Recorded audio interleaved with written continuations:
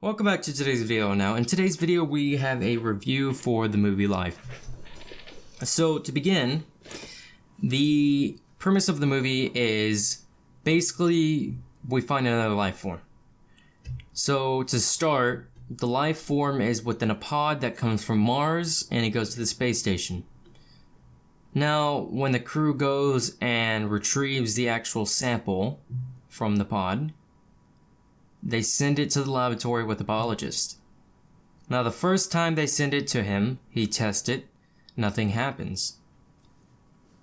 So the second time that he does something to it, because the first time it doesn't work, so he decides, why not try to add something to it to see if it actually moves, or if there's any response.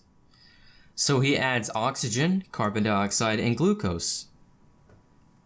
And when he does that, you see the organisms start to respond to things. So they then say that's cool, okay, let's see what happens overnight. So they leave it alone, they come back, and he gets this rod, it's an electric rod, to kind of see if it's moving. So he shocks it to see if it moves, because they thought it was because it wasn't responding, so they thought it died or something happened to it. So they do that, and it ends up basically freaking out, and it twists around the biologist's arm, and it goes and it breaks his entire hand. And after that, you see the biologist struggle for some time to try to get it off of his hand. Now, when he can't do that, he basically gives up, and it crushes his hand, and the actual creature named Calvin, that's what they named it, goes and breaks the actual electric rod and goes and stabs the glove so it can get out. Now, what happens next is the creature goes inside the biologist. Because, once again, we need cells to live, we need oxygen to live, we need carbon dioxide to live, we need a lot of things. So the creature feeds off of all that stuff. So the creature goes inside the biologist, absorbs all the nutrients, all the cells, and becomes bigger. And you see this happen within the movie, I would say about 2 to 3 times. And it keeps growing each time. Now,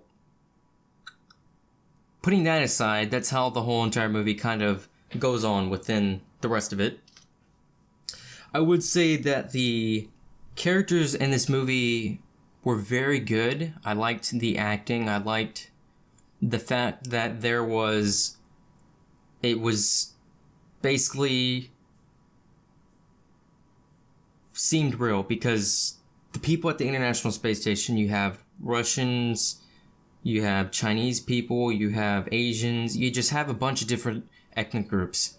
And they showed this within the actual movie, which was cool.